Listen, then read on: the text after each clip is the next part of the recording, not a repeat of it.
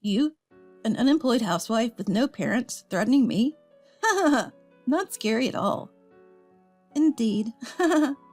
Trash like you is just trash, and you can't do anything. I see. I understand Liz and the others' feelings. I'll leave this house. With this, you'll be homeless. Haha. Do your best, homeless lady. That's right. It's a perfect opportunity for John to leave too. Definitely. Let's get rid of everything and make it clean. And the two of them went to John's room and told him to pack his things. Originally, I was planning to leave, but I never expected to be kicked out along with John. My name is Noah, a 27-year-old housewife. I recently married a man named Mark. Mark is 30, 3 years older than me, and at first, he seemed mature and composed, like an older person. He often talked about Liz, mother-in-law, so I thought he must be a good, family-oriented person. But it was only after getting married that I discovered Mark's true nature. During the family meeting, Liz was also very kind, and I thought I could have a happy married life. When we got married, he asked me to live with Liz. A few years ago, father-in-law passed away, and he wanted to be with Liz. I trusted Liz, so I agreed to live together.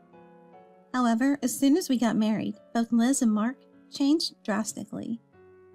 Hey Noah, hurry up and bring me coffee, and clean the shower and toilet quickly. Liz would shout orders like that. She would call me loudly to do household chores, trying to intimidate me. What surprised me the most was the existence of an unannounced roommate. The day after we started living together, I woke up in the morning and was shocked to find an unfamiliar man opening the fridge in the kitchen. Who is this? I thought, and I froze as the man noticed me. Oh, nice to meet you. I'm Mark's younger brother, John. He introduced himself. I was not only surprised by the presence of a roommate, but also by the fact that Mark had a brother, which I hadn't been told about. John is currently 27, the same age as me. He apparently had been living with his parents all this time. I hurriedly went to Liz and asked about John. Oh, John, that kid. You don't need to worry about him. He's just a shut-in ghost. Huh? I was shocked. Is that how she talks about her own son? A ghost? He's your son, right? I only need Mark. John is just a worthless shut-in. He goes out only when it's time for shopping and then locks himself in the house, which is really creepy. How cruel. I felt disgust. I was thoroughly disappointed in Liz. It was surprising how their behavior changed immediately after getting married, but it's unfortunate to discriminate between one's own sons like that. I am an only child, so I never had siblings to compare to. But if I were told such things or treated with discriminatory attitudes by my own mom, it would be shocking.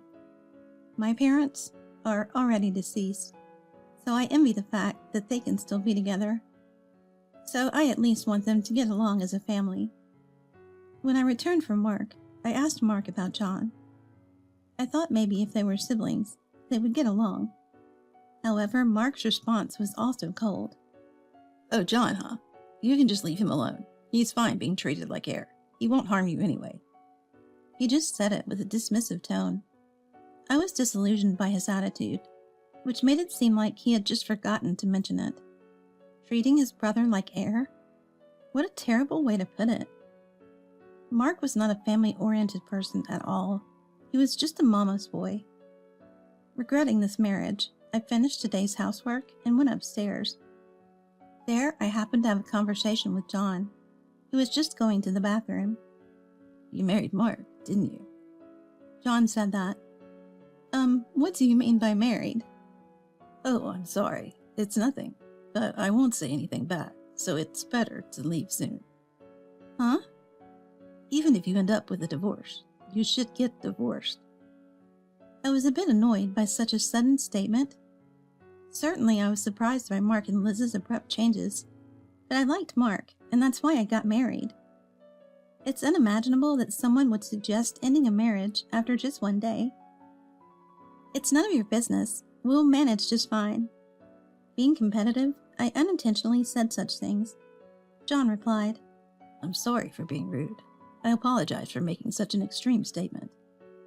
He apologized politely. Until a while ago, I thought he was an extremely unreasonable person, and I might have understood a little why Mark and Liz found John unpleasant. However, he apologized so politely that I couldn't quite understand John anymore. Maybe he really warned me out of kindness with those words. While I was thinking about that, John said, "Excuse me," and went into his room. Liz and Mark described John as a weird shut-in, but from my perspective, he's a very polite person. He's the type who can interact with others with good manners, even among working adults. The next day, as I was setting the breakfast on the table, John came downstairs just as he was about to take a drink, so I greeted him. "Good morning, John. Would you like to have breakfast together with everyone?" "Good morning, Noah. Thank you for inviting me, but..." Saying that, John looked towards Liz. Liz said, "Noah, I have no intention of having breakfast with someone like that. Hurry up and prepare." She shouted like that. "I'm fine, so I'll pass." Saying that, John immediately went to his room. I wanted to apologize for my strong response yesterday, but I couldn't do so. "Hey, all you need to do is housework. Don't interfere with unnecessary things. Got it?" Liz said that while giving me a piercing look. I was stunned by this tone towards a family member. No matter how much she enjoyed harassing her son's wife, I didn't expect her to act this way. And Mark, too, had an incredible change in his attitude. "What's this? Curry again for today's menu? I had it for lunch as well." Even if he said such a thing to me, it was problematic. If he wanted something different for lunch, he should have informed me. When I remained silent, "Hey, no apology yet. Are you repenting?" he shouted. "You came here to take care of this house. Understand that properly." Is that so? I was speechless. Mark didn't love me. He just wanted a housekeeper. It was too much. How could someone do such cruel things without hesitation? My well-being didn't matter to them. They just used me for their own comfort. I went upstairs, glancing at Mark and Liz watching TV in the living room, laughing coarsely, and seeming to have a good time. As I went upstairs, tears welled up.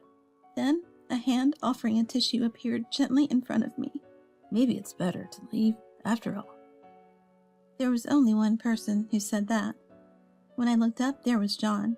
I'm sorry you had to see me like that." I quickly wiped away my tears.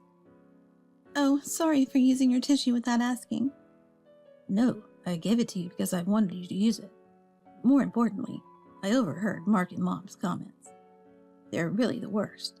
When John said that, "What do you mean by more importantly?" I asked. He replied, "There have been similar things in the past." So he stated.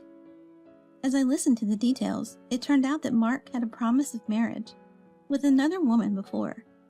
But just before the wedding, she ran away because Mark and Liz treated her the same way they treat me now. I became frightened upon hearing that. In other words, the kind Mark and Liz before marriage was a lie to prevent the woman from running away just before the wedding. I felt hopeless. I had been deceived by such a despicable man.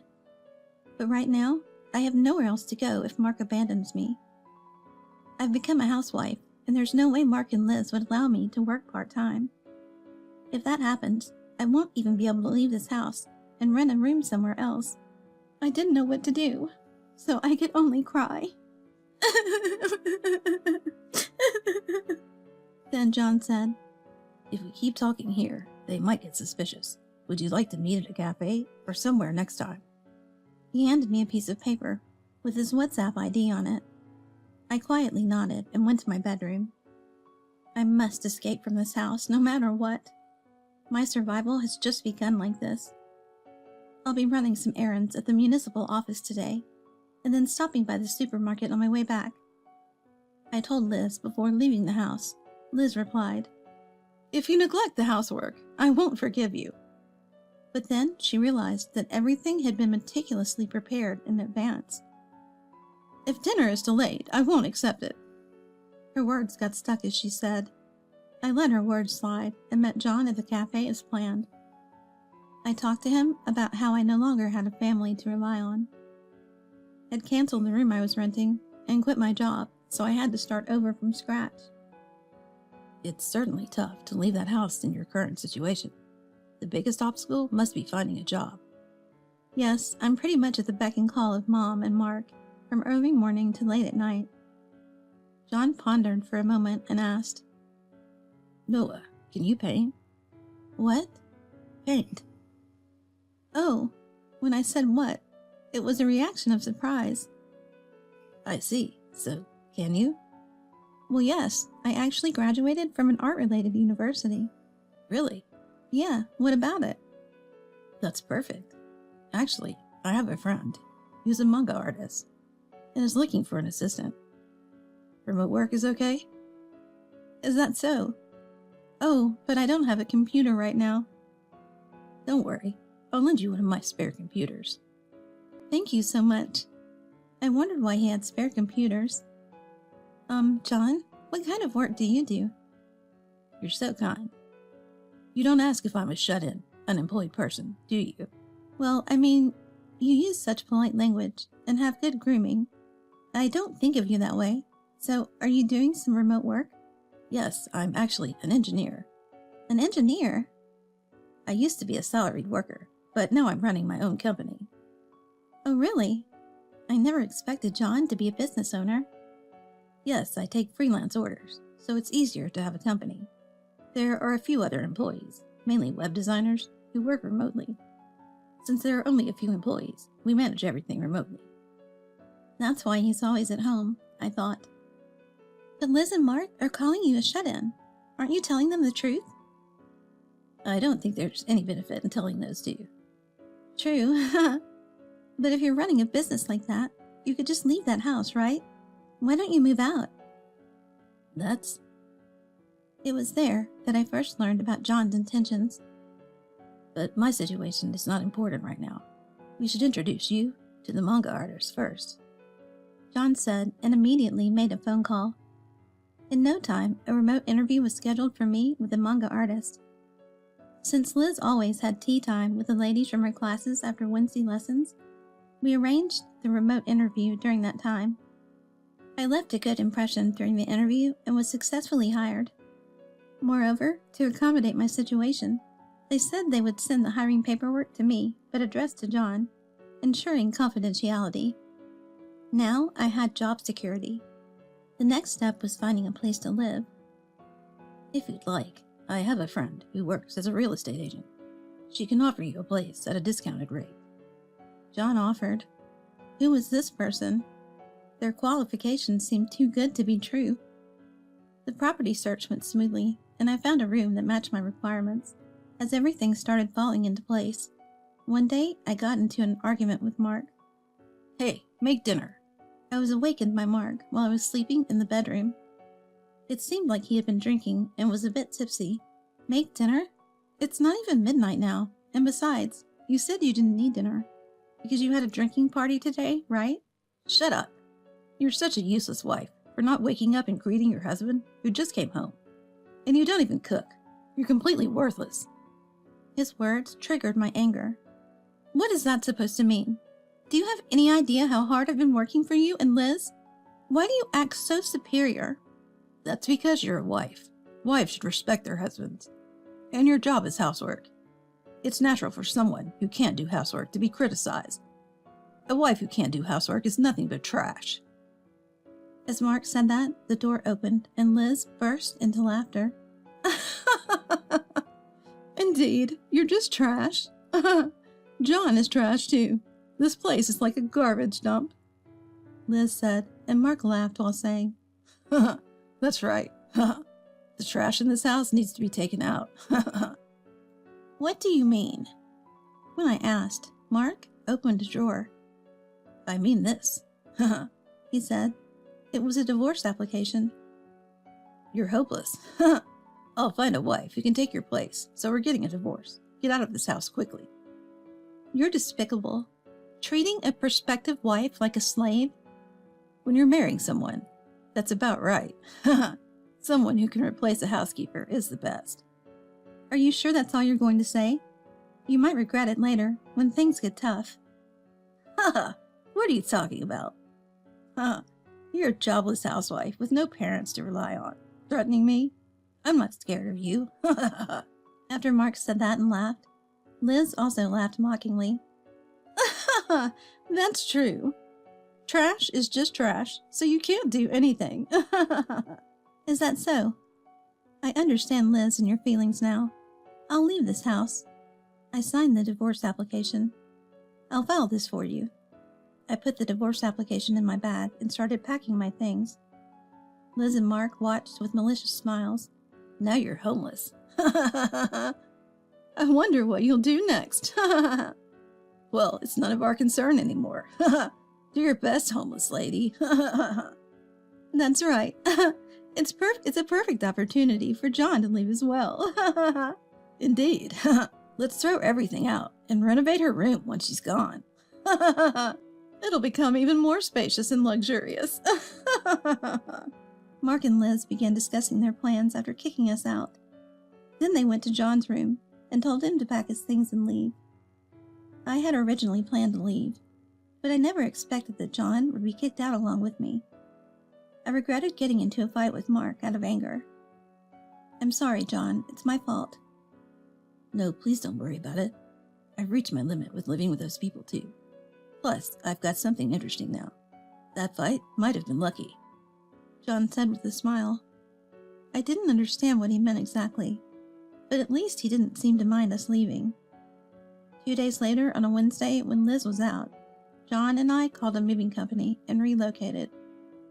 Is the move done? Liz, who probably didn't want to see our faces, called us while she was out. We've already left, so don't worry. John left with you, right? Yes, he moved out with me. Okay. It's such a relief not to have to see you guys anymore. Liz said happily and abruptly ended the call. However, Liz and Mark had no idea what would happen next. They didn't know that John and I were plotting revenge.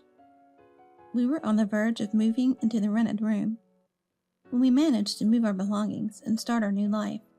Thanks to John, I would receive alimony from Mark as part of our divorce settlement. In reality, John had secretly recorded Mark's and Liz's statements during our argument, and those statements were undoubtedly considered harassment and emotional abuse towards their son's wife. This evidence was used in the divorce proceedings to claim alimony from Mark. This was the first step in getting back at Mark. The alimony from the divorce proceedings was claimed on my behalf by John's lawyer friend, and Mark, completely terrified, complied with the payment. John, with his lawyer connections, was a mystery to me, but I was truly grateful for his help, so I decided not to pry further. A few days later, Liz suddenly called me, and the number of calls was staggering. My phone just wouldn't stop ringing. I thought I had forgotten to block her calls and reluctantly answered. Hello, Noah, where are you now? Why would I tell a complete stranger like you? Besides, what do you want with John? Don't say that. I need to talk to him, but I can't reach him. Why do you even care about John? I have something to say to that kid, but we can't get in touch with him. Oh, that's unfortunate. Maybe he doesn't like you anymore. I taunted her, and the tone of the conversation shifted. Don't play games with me. You moved out together, right? You must know where he is. Tell me. She was really acting tough. It was true that I knew, but there was no way I would tell her. It's a shame, but I don't know. Why don't you try finding it on your own? Don't mess with me. Where are you even? You have no family, no job, and nowhere to live. If you say you'll apologize deeply, I might forgive you. Well, being a housekeeper is still a requirement, though. We would go back to your place. I have a job and a place to live lined up. Unfortunately, there's no merit in going back to you. What? Are you lying? Mark seemed surprised, as if he had misunderstood that I had found everything in such a short period. Well, correcting him would be a hassle. Anyway, please don't call me again. If you ever call, or if I see your faces again, I'll report you to the police immediately. Hey, wait. I said that and hung up the phone, unilaterally. Then I blocked Liz's number. Mark's number had already been blocked. Liz and Mark must have realized something when they frantically called us. They had been under the mistaken impression that father-in-law had a massive inheritance all along. However, it turned out that John had been transferring a substantial amount of money into Liz's bank account every month. But since Liz thought of John as an unemployed shut-in, she had a ridiculous misunderstanding that the inheritance was being transferred in installments. And when John was kicked out this time, he stopped the transfers. That's when they finally realized who had been providing the money all along. However, it was too late. John had already severed ties with Liz and Mark. Mark didn't have the money to pay me alimony in the divorce proceedings. And Liz, who had been relying on the monthly transfers for her livelihood, would face a considerable hardship when the transfers stopped. Well, they were both responsible for their own actions, so I didn't sympathize with them. By the way, John had purchased a luxurious high-rise apartment in the city and was living comfortably there. The reason such a wealthy person had been sending money home and living with his family was because he had made a promise to father-in-law before he passed away. Unlike Liz, father-in-law had cherished John very much. So despite the cold treatment from Liz and Mark, he had been able to endure it and maintain a balance. And father-in-law said to John, "I may not like Mark, but he's an important family member to me. So after I'm gone, I entrust both of you to each other." It is sad. To fulfill the promise with father-in-law, John had secretly been sending money to support Mark and Liz, despite being estranged from them. Those two who had no idea about John's kind heart and instead complained about him and kicked him out were truly despicable. I met John once after he moved. "I think I fulfilled Dad's promises enough," he said. I thought the same, and I wanted him to live his own life from now on. I had been deceived by an awful man, but I was saved by John. I would continue to cherish John as my benefactor and wish for his happiness. 1 year later, "Would you marry me if you wish for my happiness?" he proposed to me. But that's another story.